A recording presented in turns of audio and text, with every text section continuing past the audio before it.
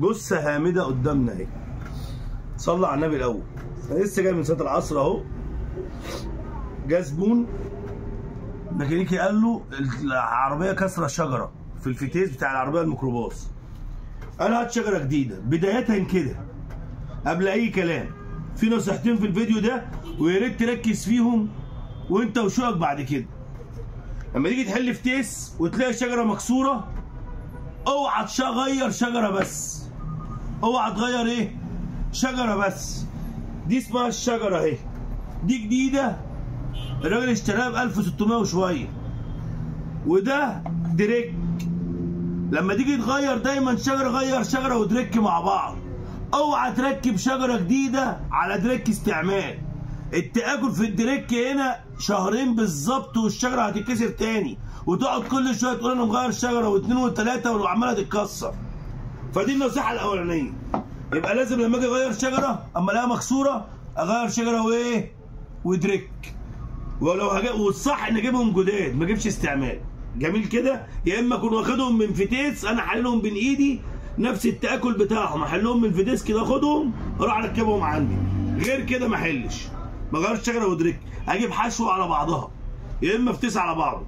اركن بقى مش دي مشكلتنا. المشكله الخفيه بقى اللي الزبون بعد ما غير الشجره وركب العربيه مش عايزه تاخد ولا غيار ووقفت 3 ايام ودي عربيه اكل عيش.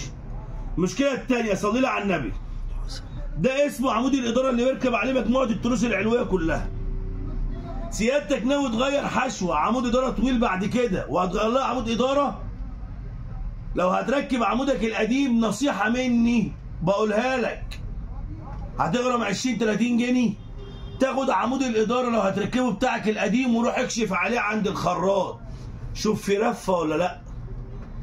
عمود الاداره بعد ما الراجل عمل وظبط وقفل وغير الشجره وغرم حقها وقفل فتيسه العربيه مش عايزه تاخد ولا غيار. ليه؟ قلت لي ليه؟ صلى على النبي. طلع الباشا عمود الاداره القديم الماس شكله بس فيه لوحه. العربيه ما خدتش ولا غيار. وبعد ما صرف على الفتيس ما يعادل 3000 جنيه حق حشوه استعمال راح فك الفتيس كله ورماه بالكامل زي ما انتوا جايبينه. جايبه في شوال اهو. الجثه جايه في شوال. واشترى حشوه وعمود اداره جديد. مكمل اول يا حبيب قلبي. مكمل اول. نصيحه لاي حد فتيسه لا قدر الله يجيب شجره غير حشوه على بعضها.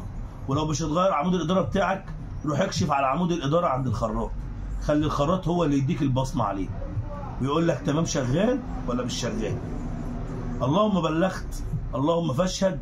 انا نصحت اخواتي والله العظيم النصيحه دي بفلوس وبغرامات زي ما انتم شايفين. يا ريت تركز في الفيديو وتحط حلقه في ودنك.